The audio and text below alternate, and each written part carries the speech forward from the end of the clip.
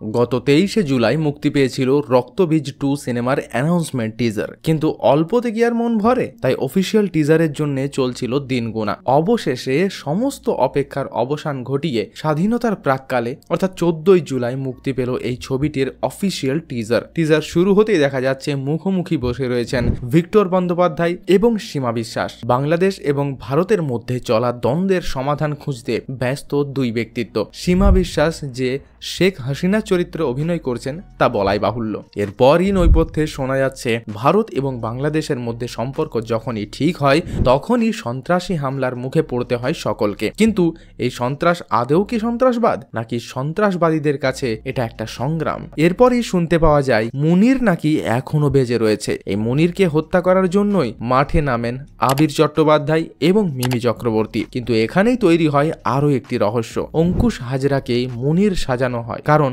মুনিরকে এখনো কেউ চোখে দেখেনি। তবে কি সত্যিই মুনির মারা গিয়েছে, নাকি অঙ্কুশের আড়াল থেকে আক্রমণ করবে মুনির? সিনেমায় গুরুত্বপূর্ণ চরিত্রে অভিনয় করতে দেখা যাবে কাঞ্চন মল্লিক, নুসরাত জাহান এবং কৌশানী মুখোপাধ্যায়কে। ছবির টিজার দেখে মোটামুটি স্পষ্ট এই সিনেমার মাধ্যমে আবারও একটি অসাধারণ গল্প বলবেন পরিচালকরা। রক্তবীজ ছবিতে মূলত তুলে ধরা হয়েছিল খাড়গাগড় বিস্ফোরণের ঘটনা। এবারের গল্পে ফুটে উঠবে প্রণব মুখোপাধ্যায়ের বাংলাদেশ সফরের কাহিনী। খুব স্বাভাবিকভাবেই বেশিরভাগ দৃশ্যে দেখা যাবে বাংলাদেশের নড়াইলের ভদ্রবিলার চাঁদড়া গ্রামের ঘোষবাড়ির বিভিন্ন অংশ। ইতিমধ্যে ছবির গানটিও মুক্তি পেয়েছে, যা ভীষণভাবে চলছে এবং জনপ্রিয় হয়েছে। আগামী 26শে সেপ্টেম্বর বড় পর্দায় মুক্তি পেতে চলেছে রক্তবীজ 2।